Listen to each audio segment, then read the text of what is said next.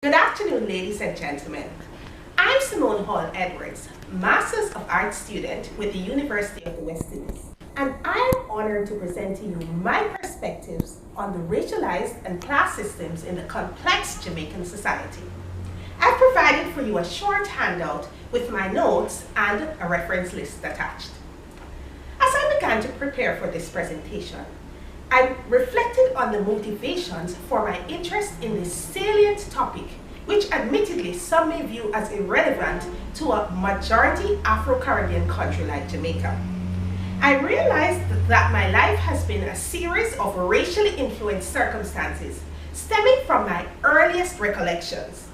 At nearly 2 years old, when my new baby brother arrived home, my relatives' comments were the conduit through which race relations were introduced to me.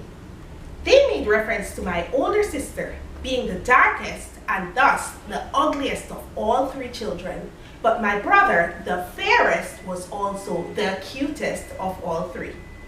Indeed, race relations were firmly ingrained into my not-so-subconscious awareness from a very tender age. By the time I entered high school, struggling to find my sense of identity, I was confronted with an alternative perspective. Our hair is better than theirs because our curly hair can do a multiplicity of styles that their thin, flimsy hair cannot. Our skin is better than theirs because we can withstand the sun while they got cancer. Upon introspection now, I am not quite certain how this situation could have been comical to a group of fairly well-educated girls, but I remember clinging ever so dearly to this outlook. Finally, I was better than them. Eventually, I found resolution through my daughter's association with a diverse ethnic group of friends. Conversely, my personal and indirect experience with class stratification is perhaps significantly contributing to me being raised as the daughter of a nurse and a pastor in a small rural town, which stratified me as belonging to a mid-socioeconomic status.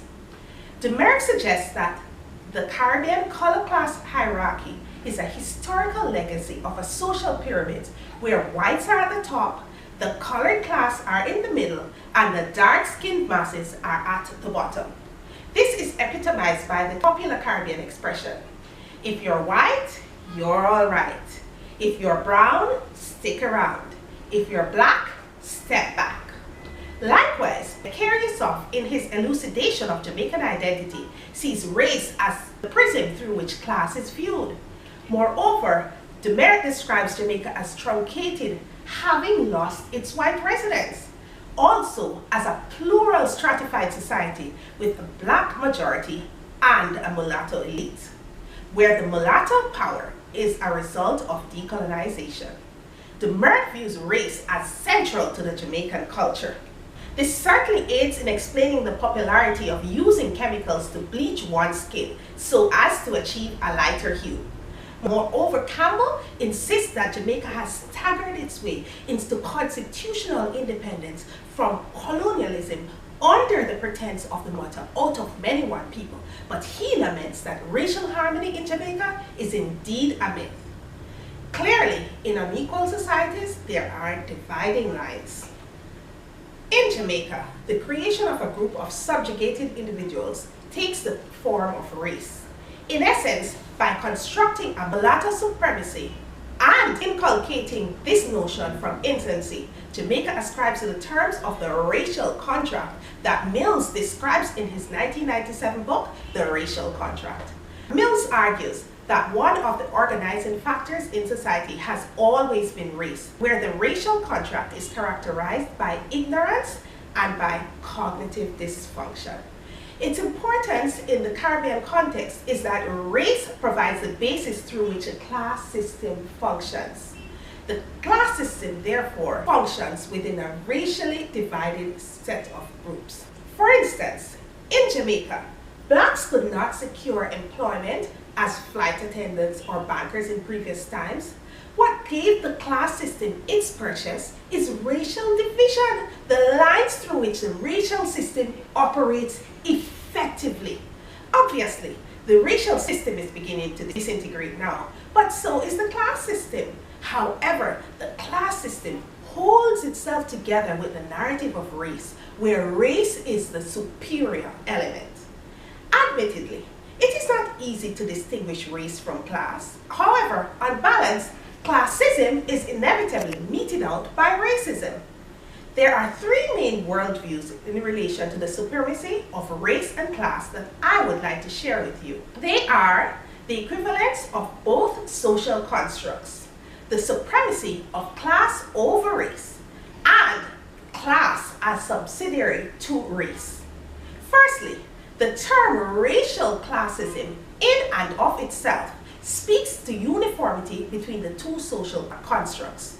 Then there's a socialist perspective of the primacy of class over race, as purported by scholars such as C.L.R. James, who was born in Trinidad and Tobago.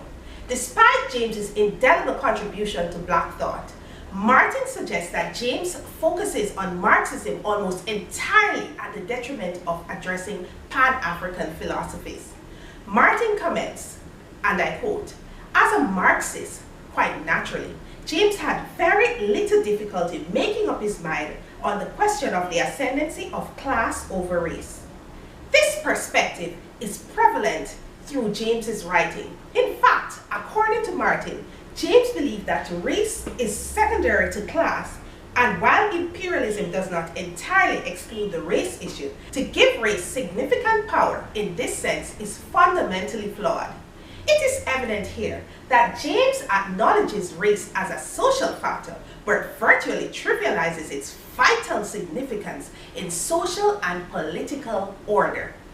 Martin refers to James as coldly incisive, where James acknowledges but does not give credence to the harsh treatment meted out to him as an adolescent who got one of few academic scholarships to a predominantly white Trinidadian school. Martin concludes that James' commentary paints a picture of a Black man far removed from Black oppression. Both perspectives, race and class as indistinguishable and class as preeminent to race, I argue, are fundamentally flawed in examining the Jamaican social situation. In 2015, Jody Stewart Henriquez, wife of Jamaican entertainer Sean Paul, expressed her objection to the Jamaican world Olympian and billionaire Usain Bolt living in Norbrook, her affluent urban community. She commented on her Facebook page that Bolt habitually creates noise pollution with bikes, parties, and music, suggesting that he should, and I quote, go back to where he came from, end quote. Among other sentiments, she added that he is a poor role model with nasty behavior and that he is merely a party clown to uptown people. Stuart Henriquez's mention of uptown holds much significance to the Jamaican populace in as far as social stratification is a part of our reality. Uptown refers to those from the upper social class and downtown the lower. The retorts from the Jamaican society, however, were as swift as they were vitriolic. They made mention of her elitist attitude and more predominantly her racist intent.